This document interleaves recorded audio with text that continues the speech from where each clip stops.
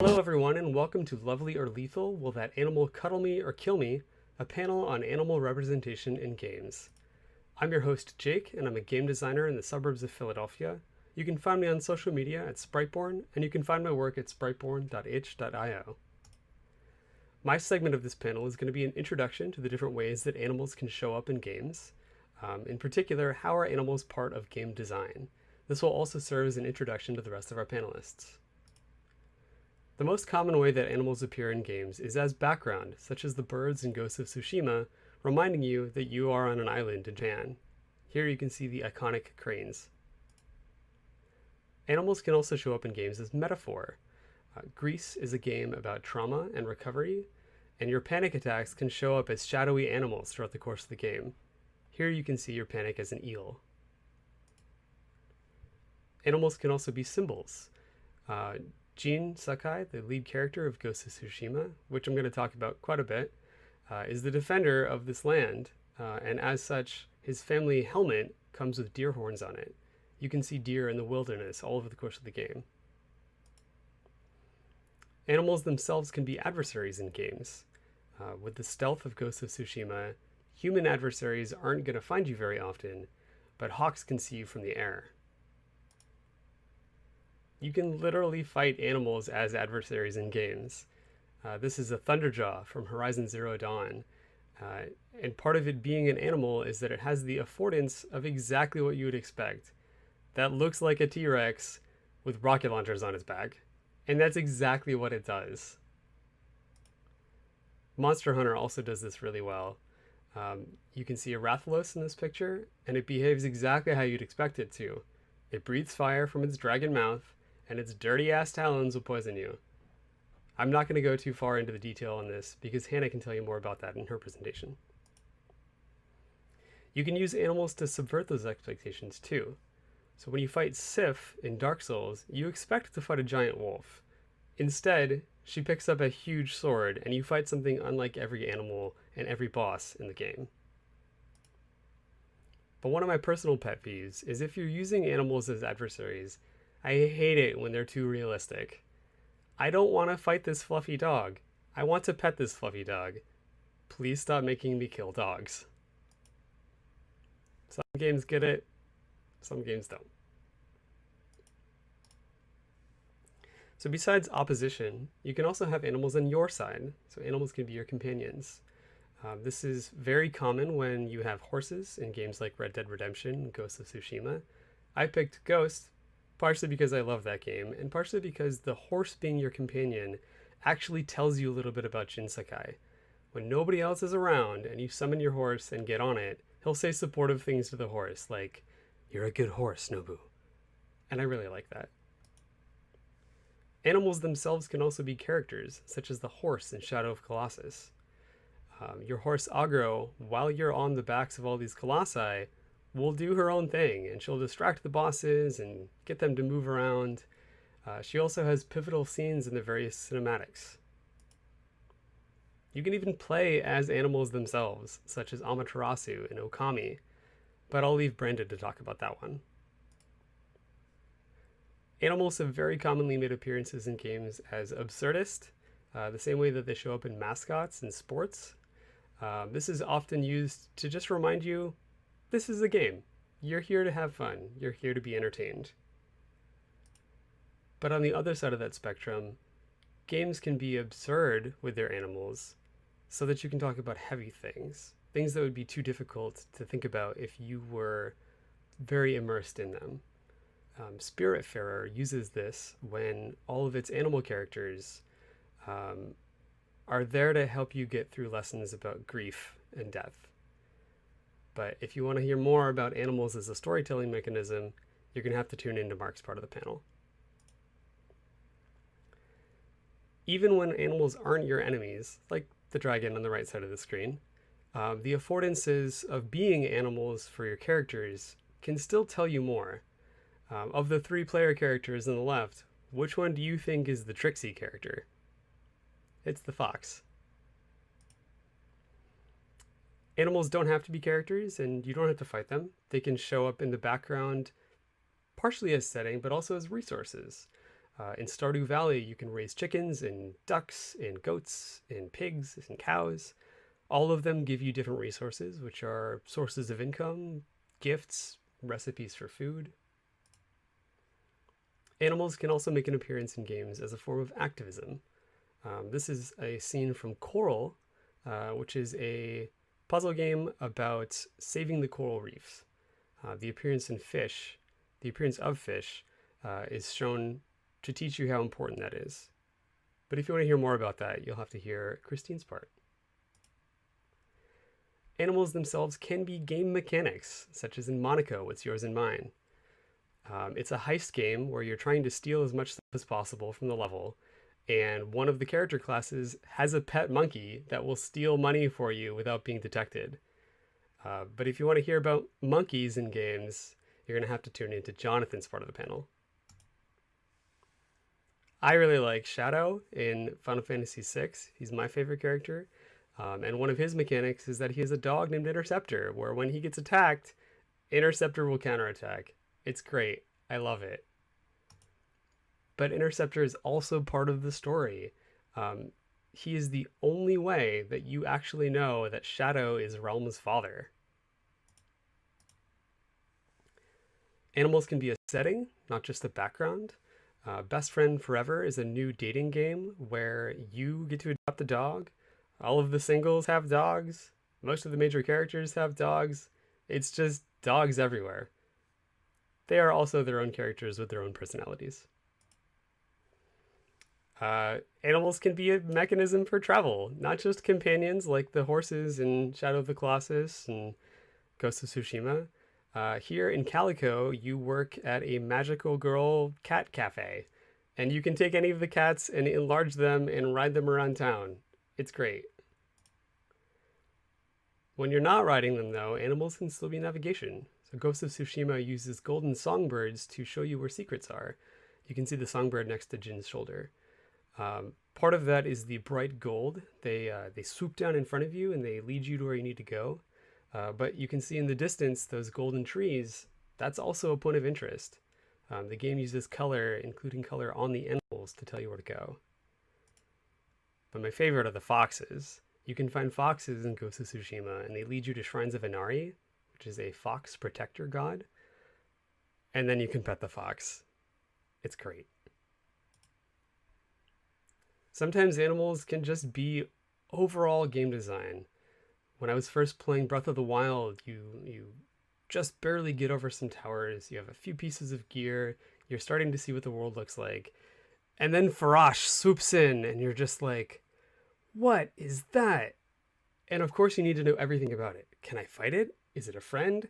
Is it going to show me where it needs to go? Like, what is this dragon doing? So it's navigation, it's resources, it's combat, it's lore, it's all kinds of things. And when games really integrate their animals well, an animal can be all of these things all at once. But my favorite example of that is Untitled Goose Game. Sometimes the whole game is just, what is it like to be a goose? This game has my favorite pitch of any game I've ever played, which is just, you are a horrible goose. That's the game. That's the setting, that's the player, that's the story, it's the mechanics, it's everything. And I love it. That'll do it for my portion of the panel. Animals can affect game design in tons of different ways. Please stop making me kill dogs. Thank you very much.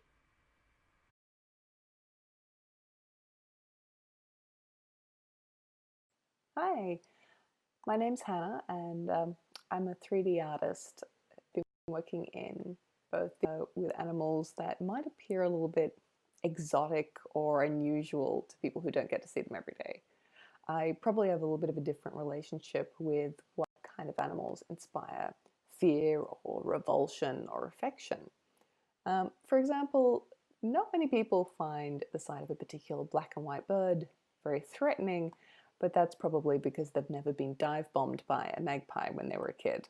We actually used the magpie as the mascot for a game about road safety that I made a number of years ago for kids learning how to ride their bikes safely around cars. And Basically, it's because the magpie is such an iconic um, character in Australia. So, think about when it comes to games. As an artist, I generally look at them from a visual design point of view, and I'm really interested in the creature design of animals in games, like whether or not they are an existing animal or a fantasy animal. Um, Something I notice a lot in games is when they use our known mental library of existing animals to have a kind of shorthand to give us information about what this animal in their game might be like, especially if it's a fantasy animal that we would never have encountered in real life. How should we approach it? Is it likely to be threatening or friendly or neutral? And by giving it a similar shape or features to existing animals for which we have that sort of information and that memory, you can basically do away with reams of text and exposition that would otherwise get in the way of gameplay and allow the player to quite intuitively pick up on whether this is an animal that they should be concerned about encountering, or um, you know, perhaps even think of as like something that they can utilize as a mount or as food. And quite a lot of games use this strategy fairly subtly, to the point that unless you're looking for it, you may not immediately notice what this fantasy creature is based on. One that does it really quite obviously is the Avatar: The Last Airbender series. I worked on all the console tie-in games um, from the original seasons and the live action movie. So I got quite familiar with seeing all their mashups of animals, which were mostly done for novelty value in that case.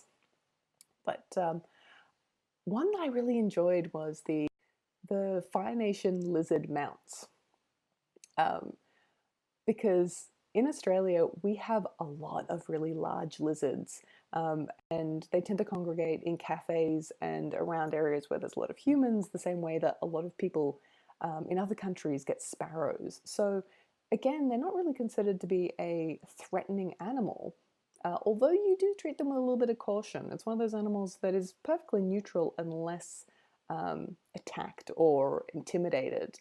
So yeah, seeing lizards used as mounts, but also as fighting animals in a game was really quite cool. One of the other animals that I don't know that as many non-Australians appreciate is actually quite true to life is the platypus bear. I love this shot, which is from the cartoon of Avatar, where it gets frightened and lays an egg in surprise, like you might expect a chicken to do. Except that that's actually normal behavior for a platypus. It's one of the few egg-laying mammals in the world. The poor platypus always did kind of look like it was designed by committee. Um, Thinking of weird animal mashups, the cow plant in The Sims is actually one of my favorite because it's surprisingly complex in its behavior. It's a pet, a plant, and a threat. You can play with it, you can feed it, but don't be fooled by its cake lure or it'll eat you. And it's something you actually have to watch out for neighboring Sims wandering into your garden, because they might get eaten by this thing that you are otherwise keeping as a pet. And I think it's an example of a somewhat more complex and realistic uh, look at domesticated animals, and not something you normally see in these sort of farming gardening games. Insofar as it's only somewhat tame. Yeah, you can you know treat it as a pet, but it'll still act out its animal nature. It isn't totally safe to be around, especially when it's hungry. And I think it's something you don't often see a lot of representation of in those sort of games. Something else I really enjoy seeing is when designers play with an animal's scale in game. This is from Limbo, and I love the fact that the spider creature in it is huge compared to the player, which is basically tapping into that out of scale fear that many of us have of spiders, and in the game, making it as large and threatening as it is in our minds. And Fable also does this really well. It has these giant bugs that you find in the forest around Albion, and it's kind of an opportunity for us to actually fight these tiny creatures that many of us find scary or irritating, at a scale that actually allows us to make a satisfying fight out of it.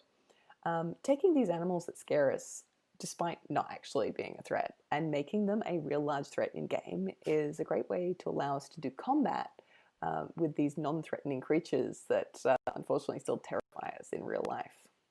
And thinking of replicating our out-of-game interactions with animals, in Yonder, the cats all basically resemble Pusheen in that they're just little loafs of cat that roll around. And the gameplay around the cats in Yonder is based entirely on just encountering a cat in the world, which you can locate by their adorable little mewing sound. Then when you find it, you just watch it loll around and be cute for a few seconds before putting it in your backpack. It's basically a collection quest, but it taps into that instinctual or cute value of cats that we have in the real world, where we just enjoy watching them be their adorable selves. In the same game, Yonder, there are larger animals called Gruffles, and because this isn't actually a combat-based game, you don't want the player necessarily being intimidated by the size or the horns on this creature. So one of the ways that the designers used to diffuse our normal association with an animal that might be considered large and intimidating, therefore a threat, is giving it a movement style that reminds us of a cute, familiar animal. This big animal bounces around like it's an enthusiastic puppy. So the Gruffle will either bounce towards you if they want to interact, or they'll waddle away on their tiny stubby legs, basically making them instantly cute and cuddly despite their horns and size. And I think it's a really great strategy for if you're planning on creating a creature that resembles either a predator or a threat in a game, to diffuse that natural reaction the player has of instantly going on the alert and perhaps attacking it. One way to tip the player off is through giving it a non-threatening movement style. Rather than shoot first, ask questions later. So I've basically been talking about games that use animals as NPC or enemy characters. But when I was first getting into games when I was a kid, all of the animals were actually the player character that you got to play. And I don't know if this is something that's changed over the years. This is really a mid-90s kind of reminiscence for me.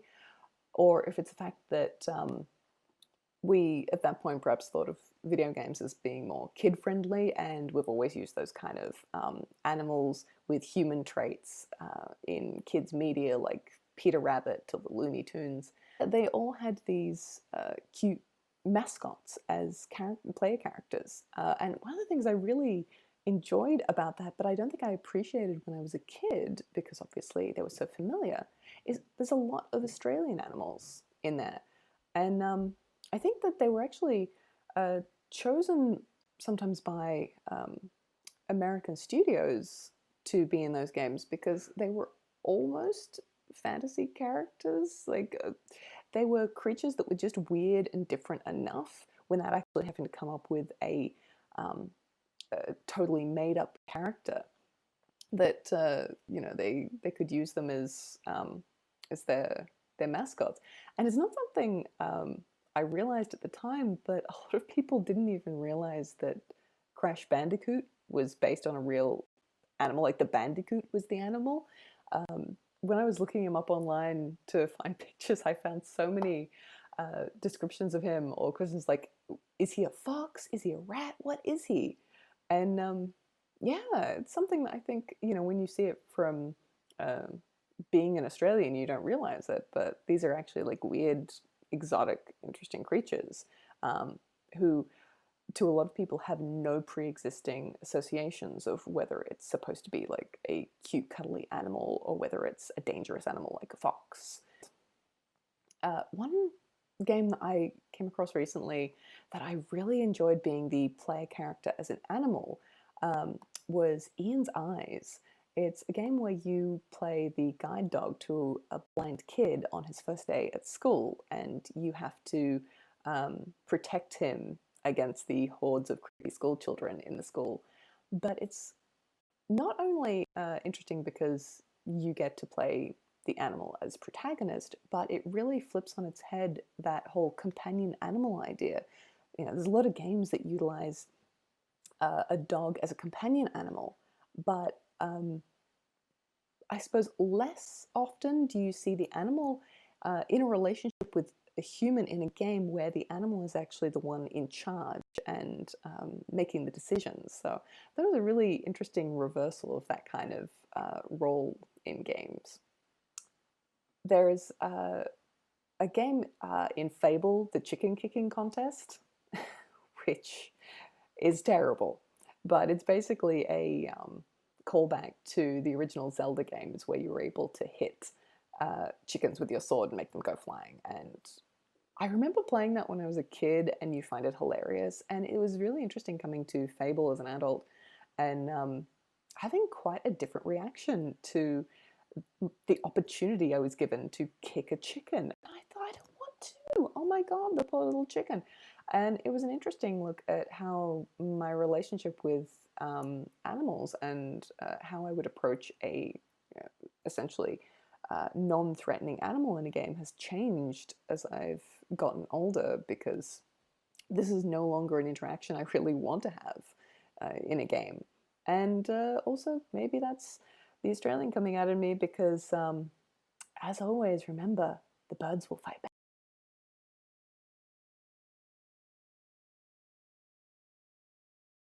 Hello everyone, welcome to my portion for this PAX panel talk. My name is Branden. I am a public relations coordinator, currently volunteering my time with Posthorn PR, a new initiative to provide pro bono PR services to new indies. Now, animals have always been an important aspect of my life, dogs in particular. I've been lucky to have raised and known many great doggos over the years, so I thought, why not talk about man's best friend in my portion of this talk?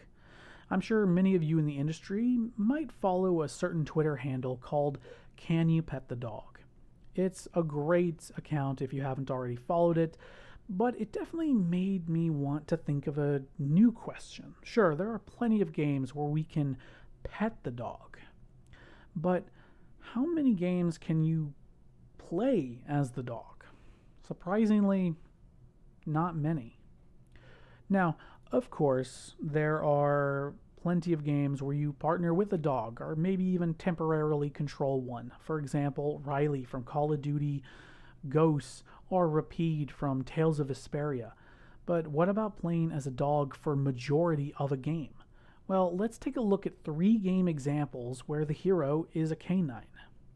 Starting with Clover Studios' magnum opus, Okami. In this game, players take control of Amaterasu, a reincarnation of the Japanese sun goddess in wolf form. Now, to players, she looks like a divine wolf with a fiery shield on her back, while to the local villagers, she's just a normal-looking wolf that just happened to show up in the village one day. Now, she'll eventually use her celestial brush and ancient weapons to save Japan, but that's only one facet to this character. Clover Studios emphasize not only her divine skills and abilities, but also the abilities and things that she can do as a wolf. So let's take a look at that, shall we? Now, Ami has a dedicated bark button, which can be used to interact with characters and animals. She can also dig in certain spots to find treasure or even cause a bit of mischief in the village. Even in combat, Ami has some great unique dog-specific techniques, like a golden shower attack, and among others I won't mention. While she can't speak to villagers directly, she can interact with animals by speaking to them or by providing food to them. Animals, especially dogs, play a key role in the main narrative, with the introduction of the canine warriors, each dog representing a virtue of Confucianism. One warrior in particular showcasing the strong loyalty and bond by wanting to protect his owner from danger when Orochi, the main villain, comes to disrupt the village. I'm mainly going to keep the story as simple as that, because I would really encourage everyone to go ahead and give Okami a try.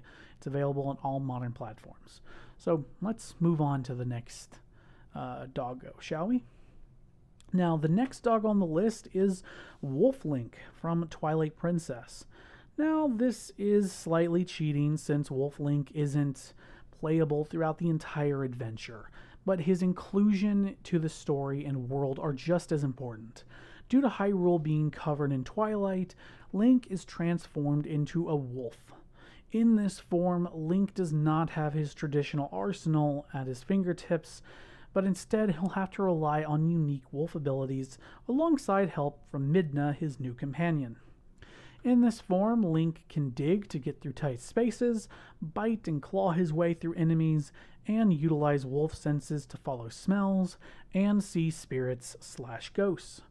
And while Wolf Link's segments are relegated to only the Twilight Realm for a few portions of the first half of the game, there are sections where Link will be a wolf in Hyrule. And while in wolf form, Link will be feared because, well, they don't see anything but a monster. So Link will have to talk with the animals to figure out how to progress, sneaking his way through the village, like digging into a house to collect arms and weapons in order to help out later in the adventure. Wolf senses are also very important later in the Twilight Realm sections, as in order to restore light to the provinces of Hyrule, Link will have to collect several, and I mean several, drops of light from invisible Twilight bugs, which can only be found using the wolf senses. In the second half of the game, the ability to freely swap forms will allow some new instances of gameplay that at first seems really promising, but it doesn't really ever go anywhere after that. You'll maybe have the occasional use of the wolf abilities, but after that, you'll probably never really go into Wolf Link form except to, well, teleport away. Wolf Link is even only relegated to a boss fight at the end, and that's about it. It would have been really cool to see Nintendo come back to this idea maybe later, but doesn't really seem like they ever will. Now, finally, our final game on the list is A Dog's Life on the PlayStation 2. Developed by Frontier Development, this 2003 adventure game allows us to take control of Jake, a lovable doggo that's just enjoying his life until Daisy, his crush, is dognapped. Jake will have to collect bones and explore the world to find out what happened. More on that in a second. It definitely deserves its own time.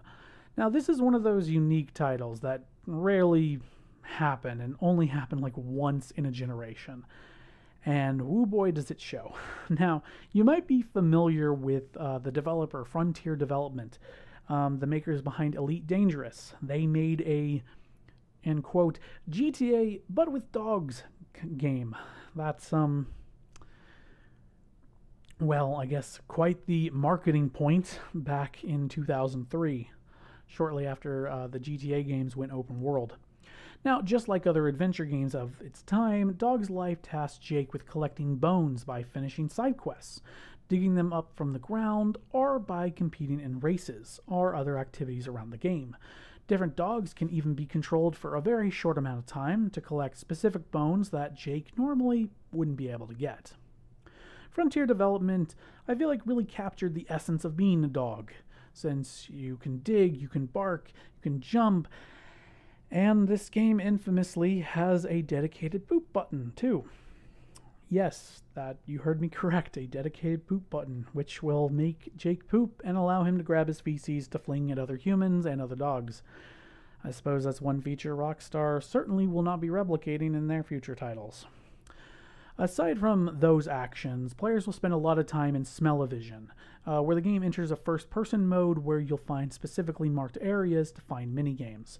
Collect enough smells, and you can move on to the next location. Now, a few seconds ago, I briefly mentioned the story, and wow, this game kind of goes from like 0 to 100 in like 2 seconds. So it turns out that Daisy and other dogs are being dognapped by an evil corporation in order to be turned into cat food. Yes, to turn dogs into cat food. And it gets darker, because at the end, the main villain, Miss Peaches, is sliced, diced, and mashed into cat food at the end. While the dogs just watch. It's something else, that's for sure.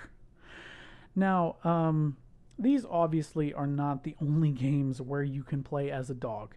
There are a few more out there, but it's not entirely common as much as petting a dog is. Okami, Twilight Princess, and A Dog's Life all focus on similar but different aspects of being a canine, and I would love to see more of this be evolved in the next generation. I'd like to really see more creative outlets and unique titles come out of this, and hopefully, maybe even one of them will be the next big hit. Well, anyway, thank you again for watching, and we hope you enjoy the rest of your time at PAX Online.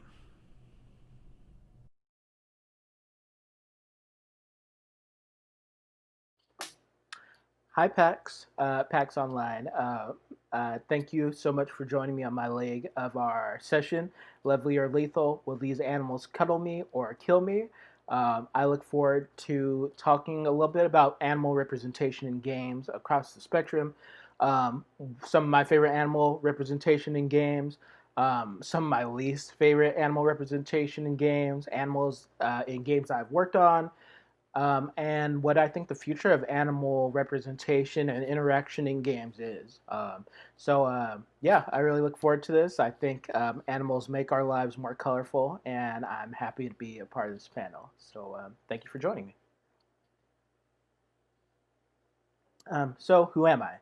My name is Jonathan Jennings. I'm a software engineer out of Los Angeles. My indie game dev studio is called Weird Kid Studios, where I'm working on my first solo game for the Oculus Quest called Galactic Bar Fight. I've been working in the industry for the past 8 years, 4 years in mobile games, 4 years in VR, and I really relish being able to work among so many talented people, and the amount of studio dogs I've seen and worked with has been awesome, and I loved pretty much all of them. Yeah, it's an awesome job, and I love being a programmer.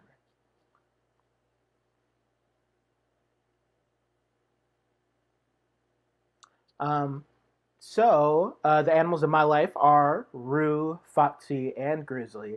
Rue is to the far left. She is my girlfriend's very judgmental cat. She likes to stare at me and peek at me around corners, and then whenever I look at her, she gets really surprised and then turns away or runs away. It's super interesting. When I feed her, she'll walk to me though. To the right is Foxy with the perky ears. She's very shy. She's my sister's dog.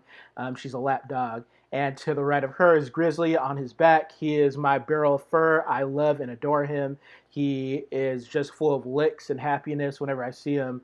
Um, he is the best dog in the world, and I couldn't imagine life without any of them. The perks of pets for programmers. I think pets in general are the fluffiest rubber ducks you get. Rubber duck debugging is one of the oldest solutions for problem solving and programming. It's basically the process of talking to someone or something inanimate to kind of work through your mental process when you're trying to debug a problem or find a solution. And I think when a pet's around, they are the best creatures to voice those potential solutions too. So I think looking into those eyes, I feel like I could solve any problem, and I think that makes pets the best rubber ducks you could imagine. And they're actually animate, so they can, lick you when they think you got the right answer. Um, the next perk for pets for programmers is, and this applies to all disciplines of game dev. I think they're excellent stress relief during the hard times. Maybe you're crunching, maybe you have a really aggressive milestone. Maybe you're just having a bad day. I think it's something really special when you're in the studio or you get home and you just have a pet that's there to embrace you, even if it requires some food bribery, and just kind of love you through the hard times. Just remind you that it's going to be okay and life goes on beyond your game, beyond the hard day, beyond a rough project. So yeah, I love having pets around for stress relief when things get tough, when life gets tough. And then the last perk for programmers in terms of having pets or animals in the studio is just they encourage you to get moving and uh, to take walks. We camp out in front of our computers. We camp out during meetings quite a bit, and so sometimes it's nice to have someone that can nudge you with their nose and let you know, hey, I kind of want to go outside and kind of remind you that, hey, maybe you need to go outside too and stretch your legs, clear your mind. And maybe, I know for me, sometimes taking a walk and coming back to the studio, I'll hit the work way harder after a brief break versus trying to power through and sometimes not getting very far. So yeah, pets are great to remind you, hey, sometimes we got to get up and get moving. Animals that have showed up in work that I've done are the animals in the first game I worked on, Animal Planet Wildlands, for the iPhone back in 2012.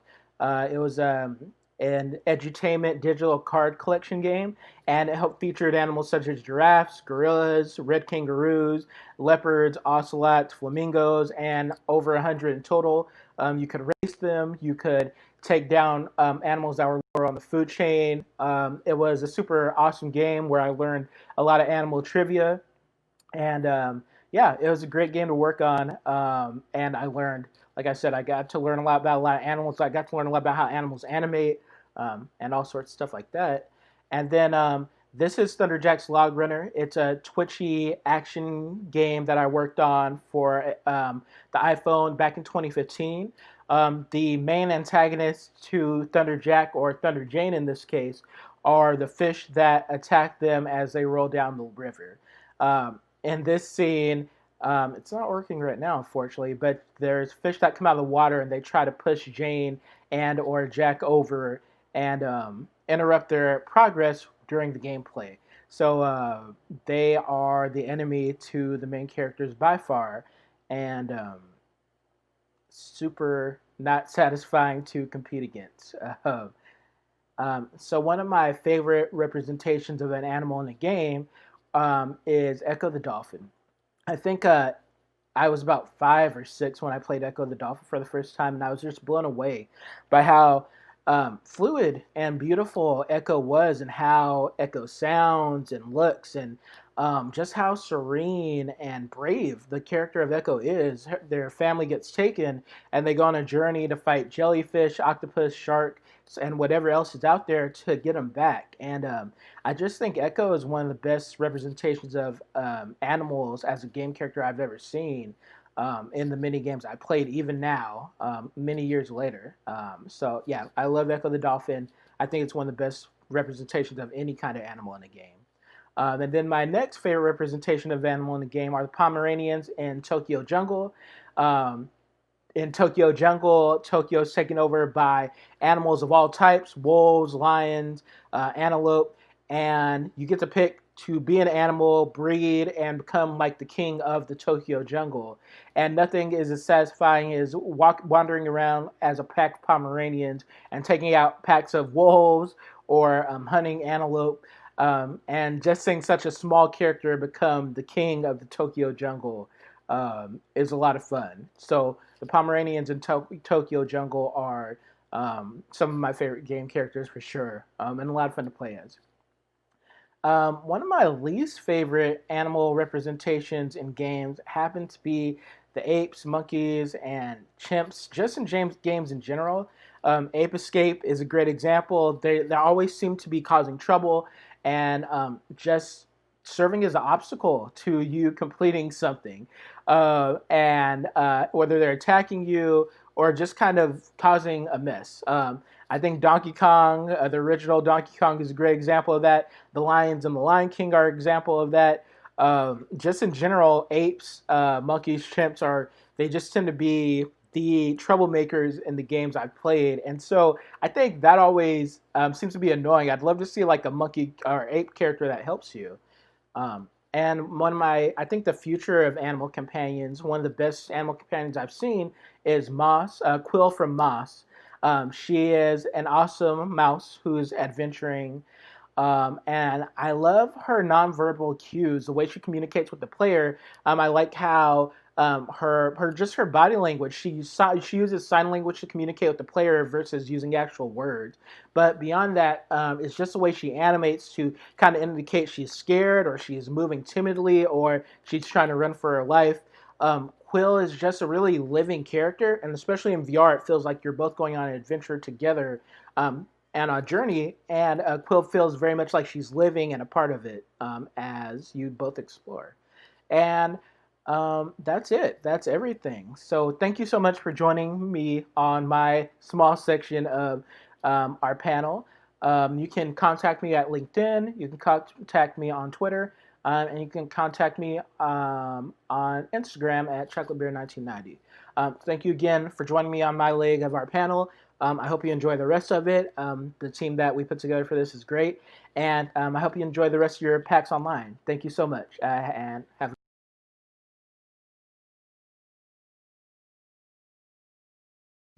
Hello everyone, my name is Christine and I am a community manager for the games industry.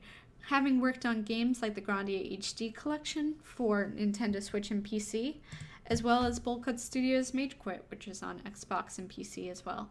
But before I was doing any of that, I was working on getting my bachelor's degree in environmental science and sustainability, where I was working on research and conservation for marine life, which led me to working in the MEEP program at the Museum of Natural History in New York City, where I educated the public on how we can improve conservation efforts for certain species.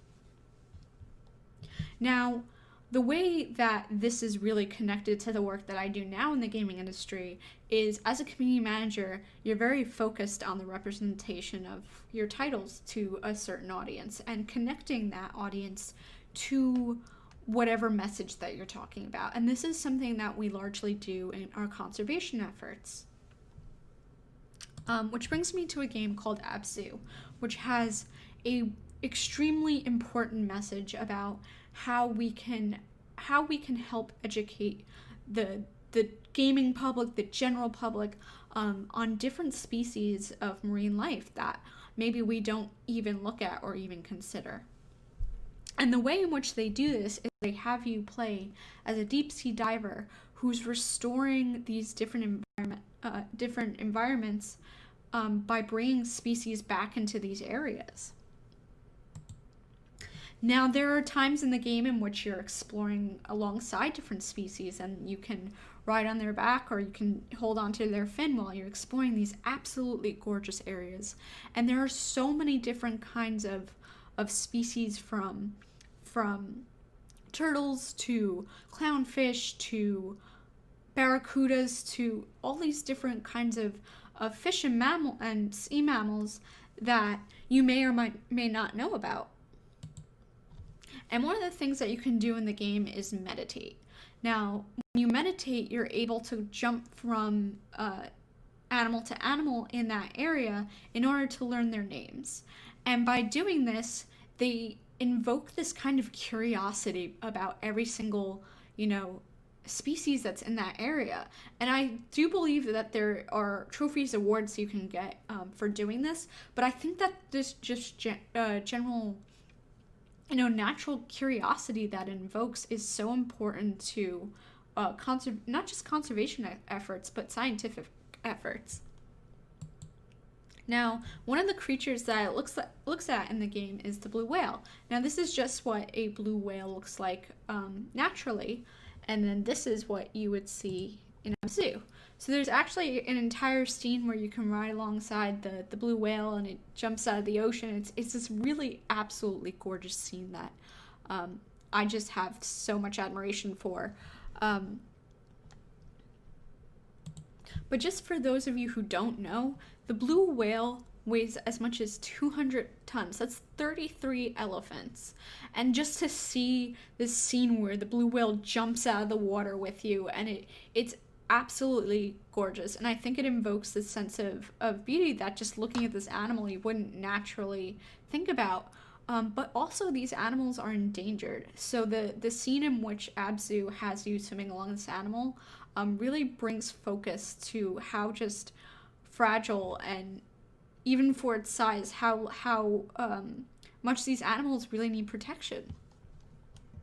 And then so you do explore different creatures as well, maybe some that are not so pretty or don't have a good reputation around them, such as the anglerfish or the giant squid, which are generally just deep sea creatures that you don't encounter when you're snorkeling in shallow waters. But these are species that also exist and they bring attention to in this game as well. And one of these creatures that I also want to look at is the humphead wrasse, which is a creature that normally isn't really talked about even in conservation studies, but it's one that is conservation dependent right now. It's endangered, it's threatened, and the reason why it's threatened is because the amount of overfishing that occurs in its habitat. So it lives in the Red Sea coral reefs, where over 100 million, where over 1 million species currently live, but the role that it plays in protecting those coral reefs is so important because it eats a type of starfish that naturally just eats coral reefs in order to keep it healthy. But because this species is shrinking, that species is growing and eating too much of the coral reef. So I have a lot of appreciation for Abzu bringing attention to this species through meditation and for it showing up multiple times within the game. So it's not too far off from what the species actually looks like. So this is what it looks like naturally. This is a male humphead wrasse, also known as the Napoleon fish. So they can live up to 30 years old. But the problem that's happening with these creatures is that they're not living to these ages because of overfishing. So they're considered in some places, especially in earlier history, they were considered delicacy in some places. But now, because the species has basically been hunted to almost near extinction, there have been laws put in place to protect against overfishing of the species, especially in terms of the juvenile members of the species, because if this species is going to survive at all, they're going to need to be able to grow to maturity in order to reproduce. So another cool thing about this species that isn't necessarily pointed out at the game, but that I really enjoyed researching was, so the species, this is a male. The females are generally orange, pinkish, or like this really bright, vibrant color, but the species will actually switch from female to male if they believe. So they usually swim in pairs, and so if the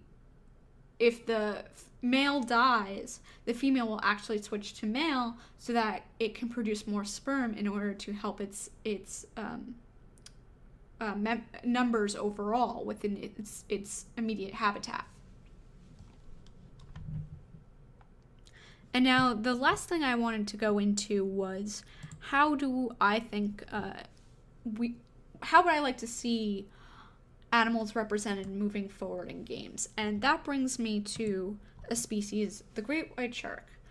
The great white shark is so villainized and made violent in so many games, especially with, I know it's more comical and Maneater, but even classic games like Donkey Kong, Crash Bandicoot, Ape Escape, sharks are always villainized, are always made to be either minor villains or very violent creatures, and this species is currently threatened. So the image that we give these creatures moving forward is extremely important to its survival. And one of the things that we can do as an industry and even as artists is to make sure that the image that we're putting on these creatures for future generations, especially children who will maybe be going into these science fields or even contributing to the life of these creatures, is that we can kind of take that bad reputation, that bad image off of them. And ways which we can do it is to kind of show both sides of the way in which these creatures exist. So Abzu does a great job at this, where in the first time you encounter it, it does attack the ship that's with you. But that's also because shark use their teeth in order to sense new things. They're almost like babies in that way when they put something in their mouth to figure out something new. Sharks will actually have sensory ability in their teeth, and that's why a lot of shark encounters, a shark will actually bite a surfboard. because it's an object that's foreign to them, and they won't go at it with the same veracity that they would their natural prey. So these are some of the kinds of characteristics that we can place onto animals moving forward in order to help their species overall. And another thing that we can do in order to help protect these species is to help support different organizations that either provide research or conservation aid, such as the World Wildlife Foundation, in order to help these efforts. And I really would like to see some of the violent tendencies that are put on certain creatures taken off moving forward in the gaming industry. Thank you. And I hope that you enjoyed this presentation on Abzu and conservation for marine life. And I will see you all on the other side.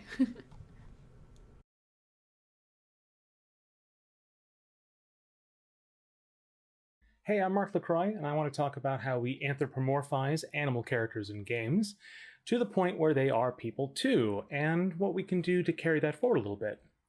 First, a little about me. I'm a longtime filmmaker and animator with some minor credits on Emmy-winning projects. The work of mine you've probably seen is animation for Peebo the Panda, the vandalized animal mascot of the city of Pawnee from Parks and Recreation. It's not my proudest work, but it impressed my brother. Now I run Noble Robot, a indie game developer and publisher here in Minneapolis. We made Widget Satchel, which stars a mischief-making ferret on a space station in the far future. And I'll say more about that in a bit. FYI, if you're like bored of me at any point during this panel or at any time during PAX, feel free to fire up your Switch and head to the eShop and buy yourself a copy of Widget Satchel. Or Color Jumper, a game I ported and published on Switch just last month. Devs gotta eat. I'm also the creator and co-host of Nice Games Club. It's a weekly podcast where Nice Game devs Ellen, Steven, and myself talk gaming and game development. We do in-depth roundtables, interviews, one-hour game jams, and like a whole bunch more. Nicegames.club or wherever you get your podcasts. Before I jump into my thesis, I want to outline the kind of sort of spectrum that animals in video games are placed on.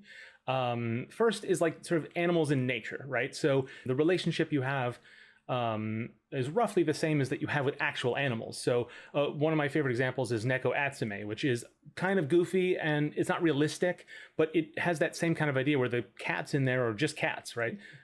Then you have like mechanical pets. So they serve like a gameplay function or are themselves a mechanic, the feature of the game. But at this point, they start becoming characters, right? And then that goes into sort of like sidekicks, animal pals. You've got your tails here.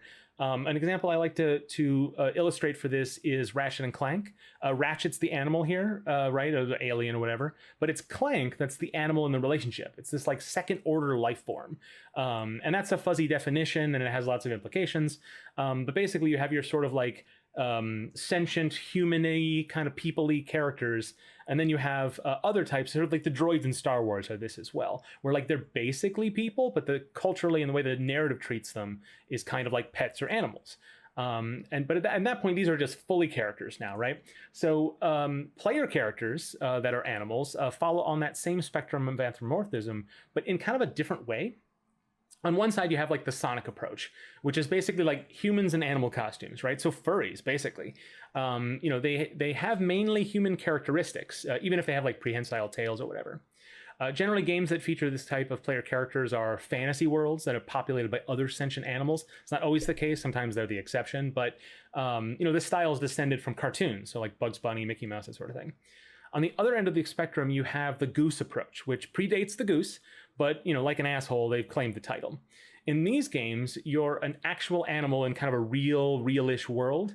Sometimes you do human things like take revenge or consult a minimap, but this approach elicits a kind of empathy with the imagined experience of actually being that animal. And this is why I put Goat Simulator in the category, because like it's not realistic, it's not meant to be, but that's not really the point of it. It's actually just about the imagined experience. And that imagining can be anything, right? It doesn't have to be, realistic. My real world examples here work in the same way. So like a skateboarding dog you see on YouTube, or like the World Cup predicting octopus, it captures that same feeling. Even though like most dogs can't ride skateboards and no octopus, as far as I know, is psychic or cares about soccer. One of the prompts we got from the moderator for this panel was, how would you like to see animal representation going forward? And this is something I thought about a lot when we were making Widget Satchel, because neither of these approaches really felt right for that game. I thought like maybe there's another way, right? Something that pulls from both but doesn't contradict either. And so in the game, Sprocket escapes their playpen, knocks over a bunch of shit, and stashes away dozens of socks and trinkets as they run through the station. And that's normal, like, ferret stuff, right? That's what you'd expect a ferret to do. But the player isn't doing that exactly. We equip Sprocket with the titular Widget Satchel. We give them a wrench and an electromagnet and other power-ups that a ferret couldn't reasonably operate. The player isn't doing ferret stuff. They're solving puzzles, uncovering secrets, figuring out optimal paths. They're doing gameplay stuff. We wanted our game to star a ferret, and we wanted the player to feel like they were a ferret, but we didn't want the game to be a ferret simulator. I also wanted the sci-fi world of Widget Satchel to be a bit silly, but like recognizably human. Ferrets, as we relate to them, are generally pets, right?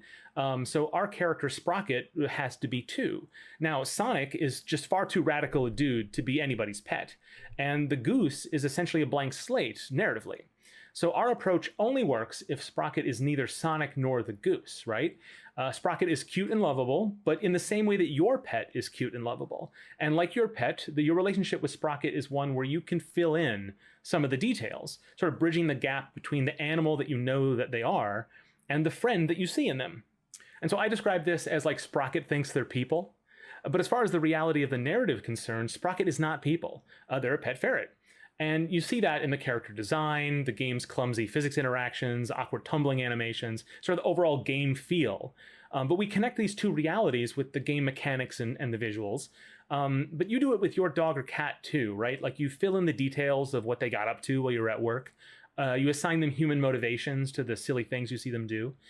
Or like our human commander does for Sprocket, you put like pairs of socks on them or something. And that's how you connect those. It sort of works the same way, but we just use a different language to do it. Because we're not exactly trying to give you the feeling of being a ferret, exactly. We're putting you in the socks of this ferret to make you feel human feelings. And so I came up with a name for this concept that like everyone's gonna hate, I'm certain of it. Ludonarrative Counterpoint. You could also describe it as like the Rugrats approach, which you'll understand if you're about my age. A counterpoint in music is the relationship between two or more independent melodies, which when played together create a single piece of music. It's one of those greater than the sum of its parts concepts, and that's what's important about it. And it's really hard to do well. But video games offer a perfect playing field for counterpoints, not just because they're already a multidisciplinary art form, but because players have developed by necessity a literacy to process seemingly incongruent, contradictory elements. So I want to see more games that can harness that instead of just accounting for it. I've listed a few examples of games that sort of lend themselves to a sort of a counterpointive reading, but I thought about this concept a lot, maybe a little bit too much, while making our little Metroidvania about a ferret who slips past their human and runs around the house, which just happens to be a massive space station populated by robots and explosives. It sort of required a little bit more thinking for me to really execute an idea like this, even if the player doesn't see it. Animal characters are a perfect way into this kind of concept of game and narrative design because it's not hard to get someone interested in a game if you put a cute animal in it, but also because we have these kinds of rich multi-dimensional relationships with the animals in our lives already. So we kind of understand this sort of multiple realities that this offers us. So it's a perfect way in. So what can we do with this, right? So in Widget Satchel, I set up a mechanically adversarial relationship between Sprocket, who damages station equipment, and the humans whose job it is to keep the station operational. But narratively, the humans have no idea that Sprocket is the one causing problems, and Sprocket is a ferret and probably has no idea they're causing any trouble for anyone. This is basically a third-person narrative, as far as the player is concerned. But unlike most games where you sort of lose control of the main character during cutscenes, the player's always in control of Sprocket. It's just that the player's motivations are not the same as Sprocket's. So in the end, the player can decide to leave on a shuttlecraft or return home to the human commander, who you learn as you play sort of misses Sprocket dearly. No choice you make is out of character, and ultimately it's a modest story about empathy and perspective, and that's a human story. So we can use counterpoint between mechanics and narrative to really talk about anything. And certainly we can use animal characters to talk about animal issues themselves. Imagine a rhythm game where you're auditioning for like a dog orchestra, and if you don't make the cut, you get put down. That's a Twilight Zone episode if it's about humans. But if you think about it from the perspective of that puppy in the window, trying to go home with somebody, it can give players a new perspective on kill shelters and dog breeding and other real-world animal rights debates. And we can also talk about human relationships too, and in a way that does not rely on allegory. Imagine a game where you sort of play as like a hamster spy, compiling intelligence reports on the mundane activities of like a neighborhood of humans to trade with the other hamster delegations or whatever. What kind of stories could be told about family, culture, or politics if seen through like an unexpected lens like that? Certainly there's a lot of value in the Sonic approach and the Goose approach, right? Embodying a fully abstracted or a completely simulated animal character lets more people and more types of people be the hero in a video game, in that it's far preferable to like another white dude with like a thick neck. But we can do more and more interesting things with animals in games. At least I think we can. So that's it for me. Please go buy Widget Satchel if you want to be a goof and collect socks. Feel free to drop me a line if you have any thoughts on this topic or would like to submit Sprocket fan art to my personal collection. And give a listen to Nice Games Club if you want to hear 3 times as many developers deliver 9 times as much wisdom for 6 to 7 times as long as this every week. Thanks.